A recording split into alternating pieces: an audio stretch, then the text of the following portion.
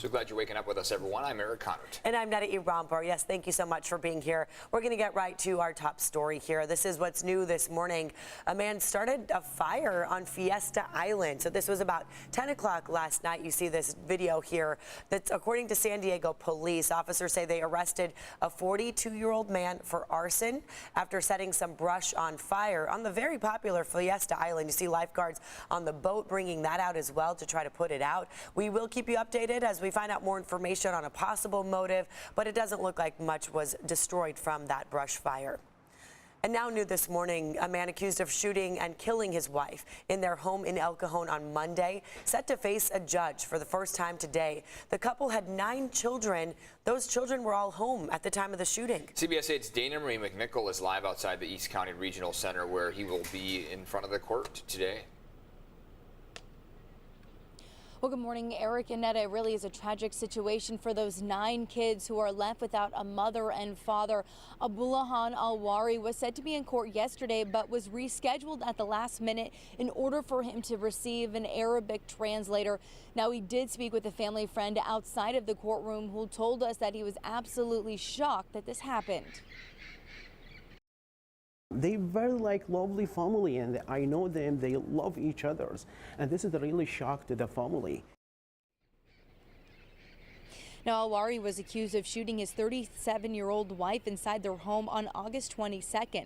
The couple's 9 children were inside the home at the time of the shooting, though none of them were harmed during the incident. Now, according to that family friend we spoke to, Alwari and his family are from Syria. They've been in San Diego for about 4 years now and had just moved into a brand new home. He says Alwari was an active member of the community who did spend a lot of time helping Syrian refugees. Now, we did reach out to the El Cajon police for an official update on the children who were initially taken by Child Protective Services. They tell us that the county has an open investigation and is working with the family. We also spoke to a real estate manager of the place where that family lived. They say they've only been there for about 2 months before the shooting. What broken my heart is the children, because there is a lot of them, and I heard they are separating the children to different groups with different families, and I remember one time when they came to the office, they brought those kids with 2 vans, and it's full with those 9 kids, and you're gonna see from little ones to older ones, and now they are separating. So I feel sad and sorry of what's gonna happen to those kids. Now, Alwari is sitting behind bars today, and he was taken into custody for homicide. This will be the first time he will appear in court since the shooting 1:30 at the East County Regional Center. Of course, we'll continue to follow this developing story. I'm Dana Marie McNichol, coming to you live from El Cajon. And this morning we have an update on a story we have been following very closely. Parents are concerned over the closure of a park in Chula Vista. And this comes after Chula Vista leaders decided to temporarily shut down Harborside Park right next to that elementary school. CBS 8's Chris Groh live from the Chula Vista City Hall now, working for you to explain all the sides to this. A lot of different layers now coming out, Chris. Yeah, a lot of different layers, because all of the stakeholders, the city, the parents, the teachers, the homeless advocates, they all agreed that the encampment was not good either for the children or really for the area, but it's how the city is choosing to handle the encampment that got people really riled up at a town hall just yesterday. Oh, children are witnessing this 100%. And I didn't even get into all the graphic details, but there is prostitution, open drug use, overdosed. And essentially what it boils down to is what happens next for the people living in the encampment. Harborside Park is going to be closed for 90 days, but the critics of the city's plan liken it to a Band-Aid. They raised the issue that last night there are no emergency shelters in Chula Vista. Now, there are wraparound services, but those of the encampment actually are closer to Health and Human Services building next door that's run by the county. Sometimes, though, they don't even qualify. So they're sort of stuck in limbo. And parents and homeless advocates, they want the park reopened, but parents would like to see the encampment gone. However, the advocates point out that that can't happen unless there's somewhere for them to go. Perhaps maybe the issue was having an elementary school next to a county services building that was always going to attract folks that were in need.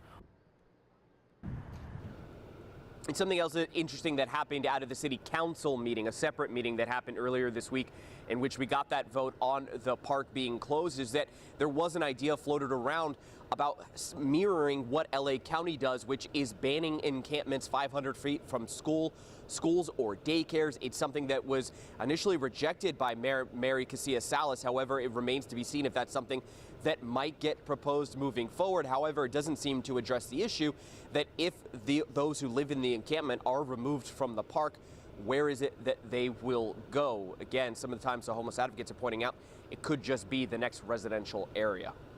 Eric and Netta. All right, Chris, thanks for that breakdown. San Diego receiving nearly $12 million in state grants to build new homes for the homeless. The money comes from Governor Newsom's Home Key program, which is designed to create more housing for those experiencing homelessness. Newsom announced the $694 million program while visiting a Home Key site in Los Angeles. Some people, frankly, have given up on us, given up on the prospect that we can ever solve this issue. And I want folks to know they shouldn't give up. I want folks to know we're just winding up. I want folks to know we're just getting started. In total, the money will help create about 12,500 new homes for people facing homelessness across the state. President Biden unveiled a plan aimed at reducing America's student debt. This is something we've covered extensively here. Yeah, this impacts a lot of people here. The Biden administration is erasing $10,000 in federal student loan debt for those with annual incomes below $125,000 or couples earning less than $250,000. The plan would cancel an additional $10,000 for those who received Pell Grants. My parents were able to get by working throughout college and pay for it themselves, but I can't do that on my own. Meanwhile, critics argue taxpayers shouldn't be on the hook to pay for the loan forgiveness, and the plan is an insult to those who have repaid their debt. Some questions about whether the president has the authority to forgive student debt, raising the prospect of legal challenges down the road. 3.8 million Californians are carrying some form of student loan debt. That debt averages about $37,000 per borrower. It's a higher average than nationally. While President Biden's announcement on loan forgiveness does promise to have a significant benefit for millions of borrowers, some do say that more needs to be done to really address the underlying problem.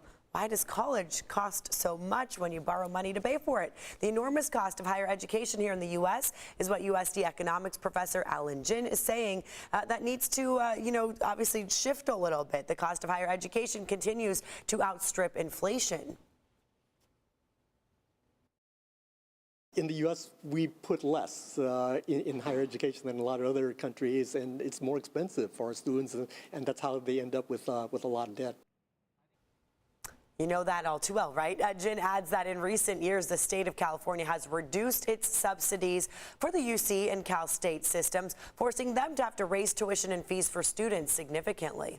In some ways, it's sad because some people choose their profession based on how much they'll make in the first year versus how much debt they're going to incur, and that might take away an opportunity as something that they wanted to do. Yeah, exactly. I mean, there are a lot of restrictions that people are seeing, and like we said, even forgiving $10,000 for some, they say it's not enough. Others say we should address the root of the problem for starters. It's 6:08 right now on the clock. We know there's a lot of debate that's going to keep going related to that. Let's take a look at the forecast, though, as we head into your Thursday. So what we see closer to the end of the week is all the wet weather that we ran into yesterday across the mountains and the deserts starts to dwindle and taper off. What we are going to see, though, is a continuation of hot temperatures, humid conditions out there. If you were along the coast or inland, the majority of our county as a whole stayed clear of the wet weather yesterday. Instead, most of us just picked up on that across the mountains and deserts, but we did see plenty of photos that were submitted looking off to the east, where we kind of saw that light show or the cloud show on display. So we appreciate all the photos and videos that we got. No big surprise, Palomar Mountain came in with over 0.8 of an inch. Lake Cuyamaca over 0.6 of an inch. Julian came in with over 0.5 inch. So these totals were pretty decent. We remain with a flood watch in effect. This is for the eastern half of the map there, where today we could still see about a 50 to 60% chance of some wet weather. That again is just the mountains and deserts that we're watching out for. The coast and inland, we are staying dry. As far as traffic goes to kick off your your 6 o'clock hour. Things are looking pretty good on the roads. We'll keep you updated if we see any changes, but so far things have been pretty mellow. We are looking at just one crash that is up toward the Fallbrook area. It's on the 15 southbound. Keep you updated on cbs8.com/traffic. Back to you.